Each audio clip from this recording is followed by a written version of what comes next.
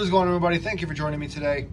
I know it's been quite a while since I've had a video. My last video was in May, so let's get right into it. A lot has happened since then, a lot of changes, so let's get right into it.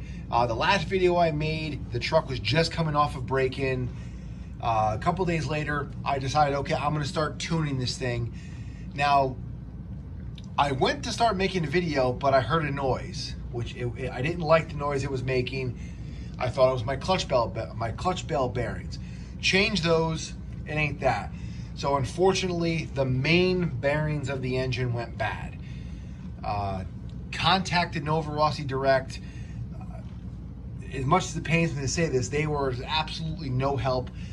I'm not saying they're responsible if they have to replace their engines, but I would figure, considering the engine was a month old, that they would at least send me a set of bearings for the engine. They didn't even want to do that. So, long story short, I ended up going away from Novarossi Direct, and I ended up just purchasing a set of ceramic bearings for the engine elsewhere. I'm not knocking them. I will still use them for parts, but it was a little upsetting that they didn't really want to help. They blamed it on COVID. They blamed it on Novarossi themselves being shut down due to COVID, but I wasn't asking for an engine. I was asking for a set of main bearings. Okay, back into the good stuff. So the engine's back. It's running great. It's got a light tune on it. It's still running rich, but I don't have a lot of video of the truck running. But what I do have is about a 40-second clip of this truck running. So here you guys go. Let me know what you think.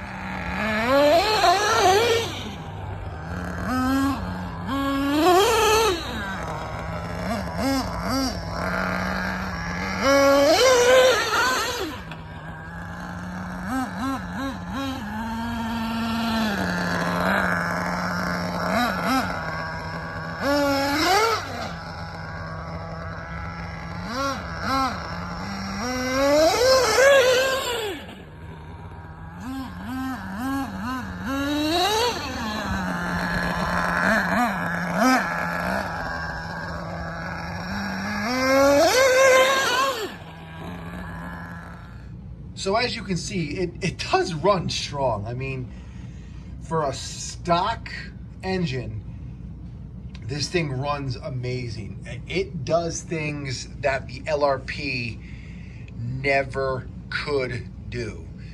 This thing is so torquey. As you can see, it pulls wheelies. Doesn't have a problem pulling wheelies. I will say, as far as top end goes, I think the LRP had it in top end. It's no slouch. I put I put a phone in it to get a last speed. I'm right around the same speed, 51, 52 miles an hour, but it just felt like the LRP pulled a little harder. This one gets there a hell of a lot faster, but enough said. A couple updates I've done to the truck.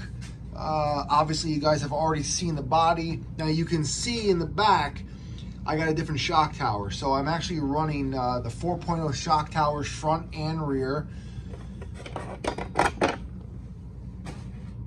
So the 4.0 shock towers front and rear. I'm also running the 4.0 camber links front and rear, as well as the front 4.0 toe links. Now, they are direct bolt-in. However, I bought all the links from RC Waffle. They are basically removed from a stock 4.0. I bought all this as a package. The uprates, sorry, the shock towers. They will bolt right in, but it has severe negative camber. I mean, you got to push it out. And the reason being, as the RTR is actually a little bit wider than a 4.0. This has a little bit of a wider stance, not by much. I mean, it's not a huge difference, but it is a little bit wider, maybe 1/8 of an inch wider. Anyway, they work. What else have we done? Novarossi fuel lines and a Novarossi fuel cooler. I actually found these at Novarossi Marine. They had them in stock. No one else does, and I hate to say it. I bought like 4 of them so I could have them. Shocks are still the same. Updated the clutch. It's got a brand new clutch in it. A Dynamite Max Life in there. I updated the steering servo because my old steering servo went to shit. I have a Savox SV 1270. Super strong, extremely fast, fully LiPo compatible. Eventually I do want to put a LiPo receiver pack in here, but for now it's just running the stock 6 volt. I would have to change out my throttle servo, which right now all that's working.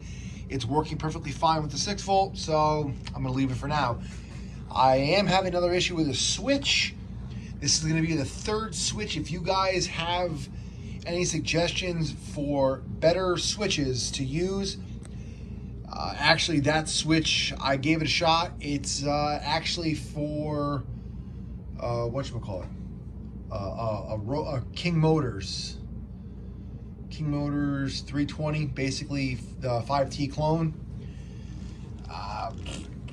It worked for a bit, but the switch is dead again. So I had to cut it, and it's plugged in. It's a clusterfuck. I just need a good, reliable switch that doesn't die all the time. Other than that, that's really about it. Briefly, I'm gonna having videos of the XXL soon. I pulled the stock engine out of it, and yes, the Habeo is still there. I pulled the stock engine out of it. I put it up on the shelf. Nothing was wrong with it. It's just they're not made anymore. I do enjoy using this truck. Any part on that truck is replaceable.